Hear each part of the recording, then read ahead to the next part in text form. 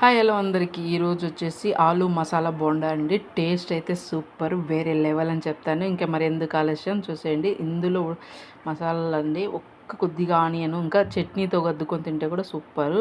ఇలా ఆనియన్ పెట్టుకొని తింటే ఎక్సలెంట్గా ఉంటుంది. ఇంకా ఆలస్యం చేయకుండా ముందర ఒక పాత్ర తీసుకొనేసి అందులో ఉడకబెట్టుకున్నటువంటి ఆలును ఒకటి పెద్దది తీసుకున్నాను. మంచిగా స్మాష్ చేసేసుకోవాలి.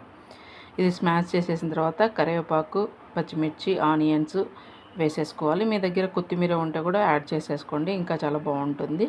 దీంట్లో ఉండేసి మసాలాలు ధనియాల పొడి, జీలకర్ర పొడి, హోల్ గరం మసాలా కానీ యాడ్ చేసుకొని మీకు వీలైతే కొంచెం కారం కూడా యాడ్ చేసుకోండి. నేను ఎంతో కారం యాడ్ చేయలేదండి. పచ్చిమిర్చి ఒక 2 వేసేసాను. దీంట్లో తగినంత సాల్ట్ వేసేసి మంచిగా ఆలుకి మసాలా అంతా కలిసిపోయే విధంగా బాగా ఇలా కలిపేసుకోవాలండి. మసాలా అనేది మంచిగా ఆలుకు పట్టినప్పుడు టేస్ట్ అనేది మంచిగా వస్తుంది. ఇలా కలిపేసేసి చిన్న చిన్న వంటలుగా చేసేసుకోవాలి. ఇక్కడ చూపిస్తున్న విధంగా చిన్న చిన్న వంటలు చేసుకున్నామంటే చాలా బాగుంటాయి.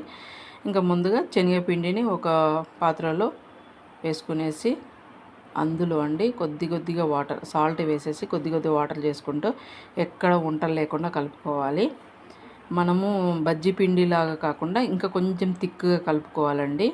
ఇక్కడ వీడియోలో చూపిస్తున్న విధంగా కొద్దిగా వాటర్ యాడ్ చేస్తూ ఎక్కడ ఉండలు లేకుండా నీట్గా కలిపేసుకోవాలి.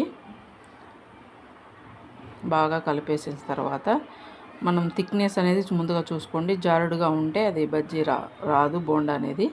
ఇలా చూపించిన విధంగా వేసేసి ఇంకా వంటలను ఒక్కొక్క దాన్ని తీసుకునేసి ఈ శనగపిండి బ్యాటర్లో వేసేసి మంచిగా వేడిగా కాగుతున్న నూనెలో తీసి వేయడమే అండి.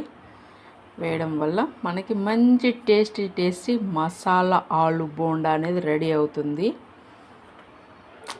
నా వీడియో నచ్చితే లైక్ చేయండి, షేర్ చేయండి, సబ్స్క్రైబ్ చేసుకోండి. ఇలాంటి మరిన్ని వీడియోలతో మీ ముందు ఉంటాను. ప్లీజ్ ఒకసారి మీరు కూడా ట్రై చేయండి. మీకు ఏ విధంగా వచ్చిందో కామెంట్ సెక్షన్లో కామెంట్ చేయండి. Bye, see in the next video. Nice అండి, చాలా బాగా వచ్చింది. Super taste. ట్రై చేయండి.